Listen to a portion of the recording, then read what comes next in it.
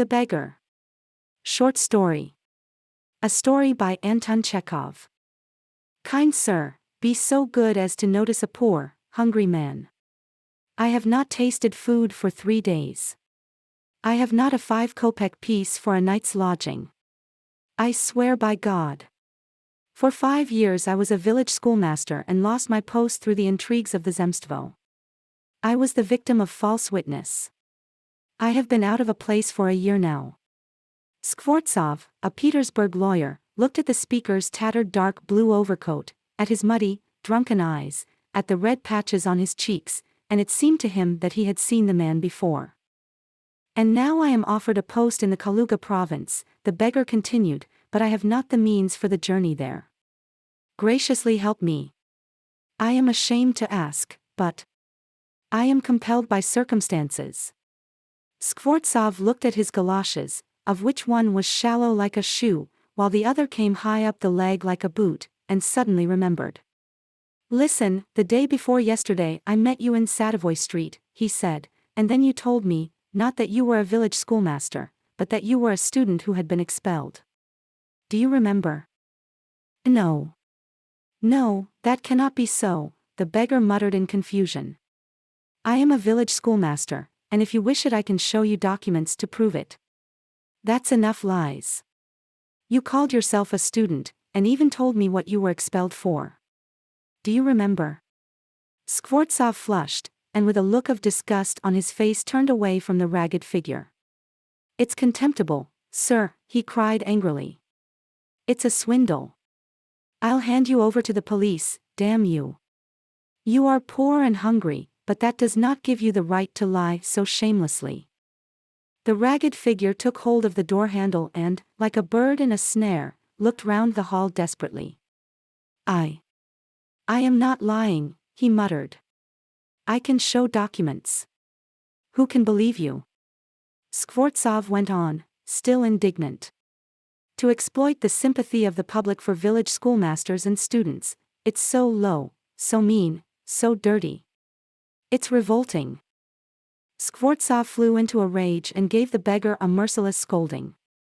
The ragged fellow's insolent lying aroused his disgust and aversion, was an offense against what he, Skvortsov, loved and prized in himself, kindliness, a feeling heart, sympathy for the unhappy. By his lying, by his treacherous assault upon compassion, the individual had, as it were, defiled the charity which he liked to give to the poor with no misgivings in his heart. The beggar at first defended himself, protested with oaths, then he sank into silence and hung his head, overcome with shame. Sir, he said, laying his hand on his heart, I really was lying. I am not a student and not a village schoolmaster. All that's mere invention. I used to be in the Russian choir, and I was turned out of it for drunkenness. But what can I do? Believe me, in God's name, I can't get on without lying. When I tell the truth no one will give me anything. With the truth one may die of hunger and freeze without a night's lodging. What you say is true, I understand that, but what am I to do? What are you to do? You ask what are you to do? Cried Skvortsov, going close up to him. Work, that's what you must do. You must work. Work. I know that myself, but where can I get work? Nonsense. You are young, strong, and healthy, and could always find work if you wanted to. But you know you are lazy, pampered, drunken. You reek of vodka like a pothouse. You have become false and corrupt to the marrow of your bones and fit for nothing but begging and lying. If you do graciously condescend to take work, you must have a job in an office, in the Russian choir, or as a billiard marker, where you will have a salary and have nothing to do. But how would you like to undertake manual labor? I'll be bound, you wouldn't be a house porter or a factory hand. You are too genteel for that. What things you say, really, said the beggar, and he gave a bitter smile. How can I get manual work? It's rather late for me to be a shopman, for in trade one has to begin from a boy. No one would take me as a house porter, because I am not of that class. And I could not get work in a factory, one must know a trade, and I know nothing. Nonsense. You always find some justification. Wouldn't you like to chop wood? I would not refuse to, but the regular wood choppers are out of work now. Oh, all idlers argue like that. As soon as you are offered anything you refuse it. Would you care to chop wood for me? Certainly I will. Very good, we shall see. Excellent. We'll see. Skvortsov, in nervous haste, and not without malignant pleasure, rubbing his hands, summoned his cook from the kitchen. Here, Olga, he said to her, take this gentleman to the shed and let him chop some wood. The beggar shrugged his shoulders as though puzzled, and irresolutely followed the cook. It was evident from his demeanor that he had consented to go and chop wood, not because he was hungry and wanted to earn money, but simply from shame and amour propre, because he had been taken at his word. It was clear, too, that he was suffering from the effects of vodka, that he was unwell, and felt not the faintest inclination to work. Skvortsov hurried into the dining room. There from the window which looked out into the yard he could see the woodshed and everything that happened in the yard. Standing at the window, Skvortsov saw the cook and the beggar come by the back way into the yard and go through the muddy snow to the woodshed. Olga scrutinized her companion angrily, and jerking her elbow unlocked the woodshed and angrily banged the door open. Most likely we interrupted the woman drinking her coffee, thought Skvortsov. What a cross creature she is. Then he saw the pseudo-schoolmaster and pseudo-student seat himself on a block of wood, and, leaning his red cheeks upon his fists, sink into thought. The cook flung an axe at his feet, spat angrily on the ground, and, judging by the expression of her lips, began abusing him. The beggar drew a log of wood towards him irresolutely, set it up between his feet, and diffidently drew the axe across it. The log toppled and fell over. The beggar drew it towards him, breathed on his frozen hands, and again drew the axe along it as cautiously as though he were afraid of its hitting his galosh or chopping off his fingers. The log fell over again. Skvortsov's wrath had passed off by now. He felt sore and ashamed at the thought that he had forced a pampered, drunken, and perhaps sick man to do hard, rough work in the cold. Never mind, let him go on, he thought, going from the dining room into his study. I am doing it for his good. An hour later Olga appeared and announced that the wood had been chopped up. Here, give him half a ruble, said Skvortsov. If he likes, let him come and chop wood on the 1st of every month. There will always be work for him. On the 1st of the month the beggar turned up and again earned half a ruble, though he could hardly stand. From that time forward he took to turning up frequently, and work was always found for him. Sometimes he would sweep the snow into heaps, or clear up the shed, at another he used to beat the rugs and the mattresses. He always received 30 to 40 kopecks for his work, and on one occasion an old pair of trousers was sent out to him. When he moved, Skvortsov engaged him to assist in packing and moving the furniture.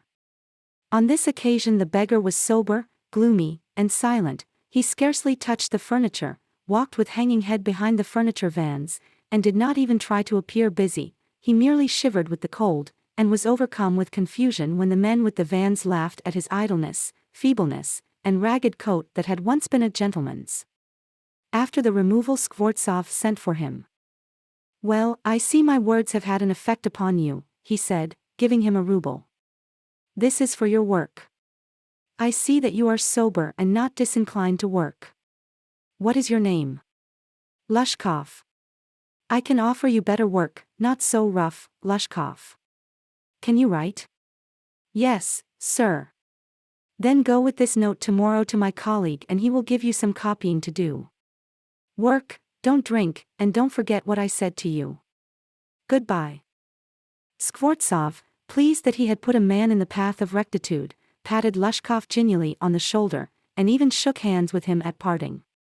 Lushkov took the letter, departed, and from that time forward did not come to the backyard for work. 2 years passed.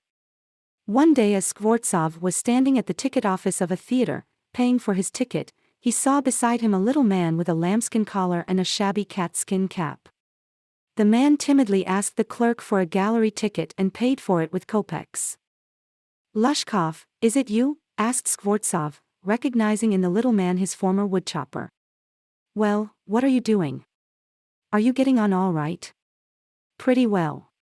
I am in a notary's office now. I earn 35 rubles.